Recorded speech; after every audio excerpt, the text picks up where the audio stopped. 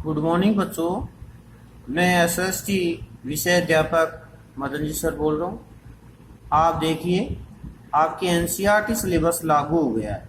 तो एनसीईआरटी का नया सिलेबस आपके पास बुक उपलब्ध नहीं होगी, इसलिए मैं कुछ बातें लेसनों की बता करके आपको सीधे ही क्वेश्चन आंसर भेजूंगा। उन्हीं से आपको इस पाठों की तैयारी करनी है, क्योंकि बुक अभी मार्केट में शायद उपलब्ध नहीं होगी। अगर उपलब्ध है तो आप ये खरीद सकते हैं, जिसके बारे में देखो एनसीईआरटी सिलेबस में नया आया है सामाजिक विज्ञान की कक्षा 7 के लिए, जिसमें देखो लेसन दिए हैं तुम्हारे। लेसन नंबर 1 हजारों वर्षों के दौरान हुए परिवर्तनों की पड़ताल। दूसरा दिया है नए राजा और उसके राज्य, दिल्ली के सुल्तान और मुगल साम्राज्य, शासक और इमारतें, नगर व्यापारी और शिल्पीजन, जनजातियां, खाना बदोश और एक जगह बसे हुए समुदाय, ईश्वर से अनुराग, क्षेत्रीय संस्कृतियों का निर्माण। ये 18वीं शताब्दी में नई राजनीतिक गठन। ये तो दिया है इतिहास में। फिर तुम्हारे भूगोल में दिया है, देखो दूसरा भाग है भूगोल का।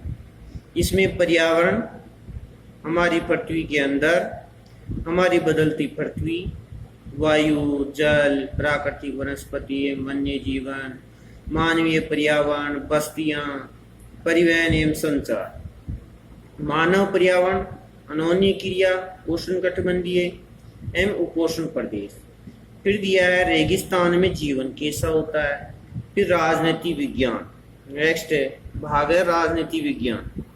अब इसमें दिया है तुम्हारे समानता का लेसन है पहला, स्वास्थ्य में सरकार की भूमिका है, राज्य शासन कैसे काम करता है, लड़कियों और लड़कियों के रूप में बड़ा होना, औरतों ने बदली दुनिया, संचार माध्यमों को समझना, हमारे आसपास के बाजार, बाजार में एक कमी और समानता के लिए संघर्ष।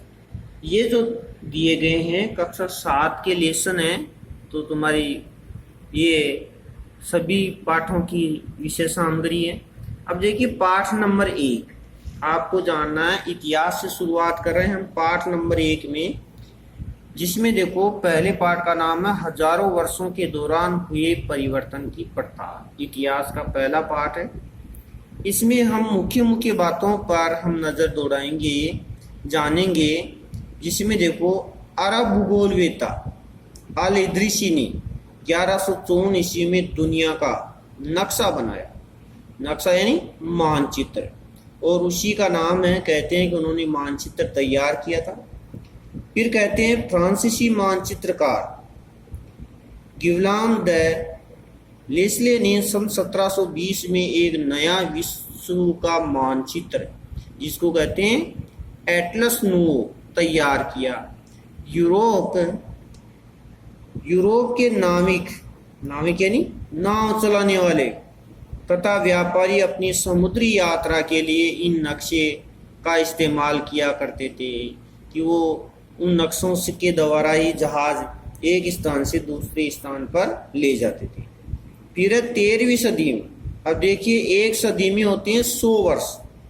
अभी सदी चल रही है 21वीं सदी चल रही है। ये बात हो रही है 13वीं सदी कि 13वीं सदी में फारसी इतिहासकार नाम का एक प्रमुख लेखक था, मिनाज ए सिराज ने हिंदुस्तान शब्द का प्रयोग किया था। तो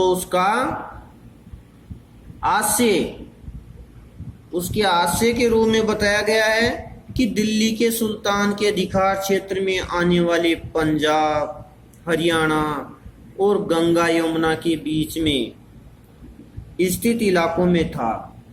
फिर बताया गया है कि वृत्तांत 1358 ईस्वी के अलावा पहली बार 1356 ईस्वी में लिखा था। अब देखिए सन 700 और 1750 के बीच के हजारों वर्षों में नई प्रौद्योगिकी के दर्शन होते हैं। प्रौद्योगिकी यानी नया ज्ञान, नई तकनीकी, उद्योगों में नया संचार, नई मशीनों का युग। जैसे सिंचाई में रहट, सिंचाई के लिए रहट चलता था, जिसमें कुएं से पानी अपने आप ही उन बाल्टियों से पानी निकलता था। लोग एक बहुत बड़े पहिए को घुमाते थे इसमें बाल्टियां ही बाल्टियां लगी रहती थी। कताई में चरखे की सूत काटते थे चरखे से। और युद्ध में बारूद वाले हथियारों का इस्तेमाल होने लग गया धीरे धीरे।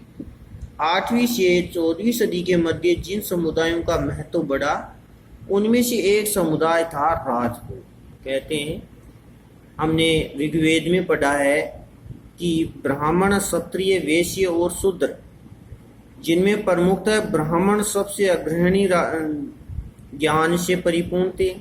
क्षत्रिय में आता है राजपूत, जो देश की रक्षा करते थे। और वैश्य व्यापारी लोग होते थे, किसान होते थे वैश्य। और शूद्र होते थे दास। तो उन 4 वर्णों में हमारा समाज बटा हुआ था। उसमें राजपूत जाति क्षत्रिय वर्ण में आती थी। क्षत्रिय यानी देश के लिए, राष्ट्र के लिए समर्पित होना, देश का शासन चलाना। वो राजपूत सबसे अग्रणी थे, बहादुर, जिनको क्षत्रिय कहा जाता था, क्षत्रिय वर्ण में आते थे। 700 ईस्वी से 1750 ईस्वी तक इन हजारों वर्षों में इन उपमहाद्वीप के कई क्षेत्रों की अर्थव्यवस्था इतनी समृद्ध हो गई थी कि उसने यूरोप की व्यापारिक कंपनियों को आकर्षित करना आरंभ कर दिया।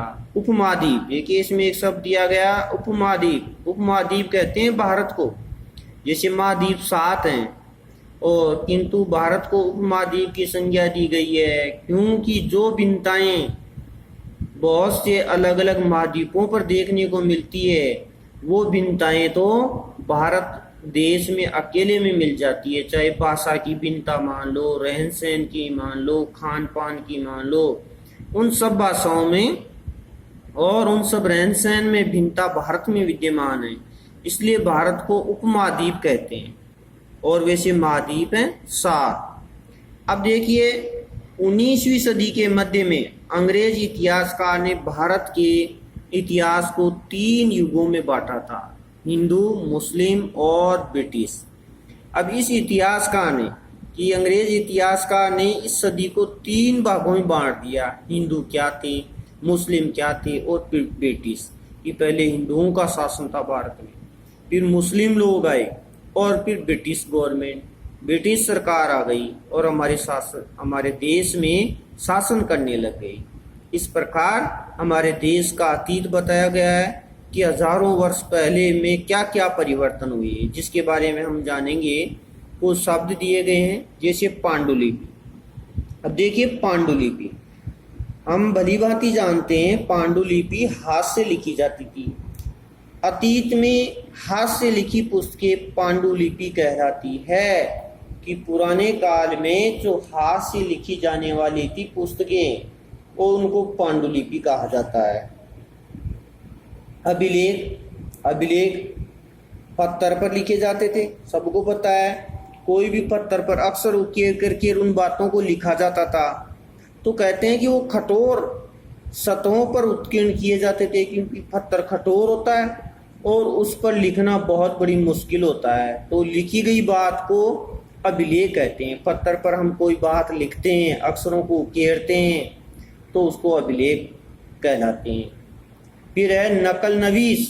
पांडुलिपियों की प्राकृतिक तैयार करने वाले लिपिकों को नकल नवीस कहा जाता था। कि पांडुलिपियों की कोई भी नकल उतारता था, क्योंकि पांडुलिपियों को दूर दराज नहीं ले जा सकते थे, वो पुस्तकों जितनी मजबूत नहीं थी।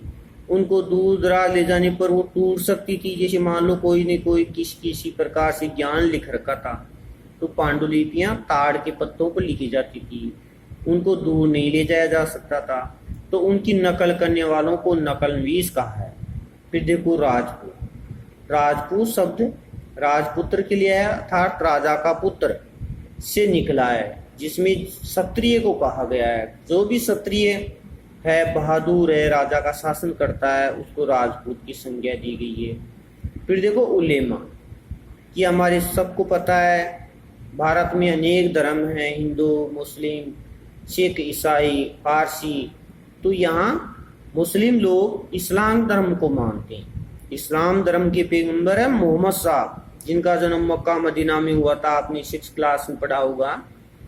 इससे संबंधित इस्लाम धर्म में जो विद्यमान धर्मशास्त्री और न्याय शास्त्रियों को उलेमा कहा जाता है। तो जो इस्लाम धर्म के जो भी धर्मशास्त्री हैं, इस्लाम के नियम कानून बनाते हैं ना, उनको कहा जाता है उलेमा। तो आज के लिए हम इतना ही देंगे।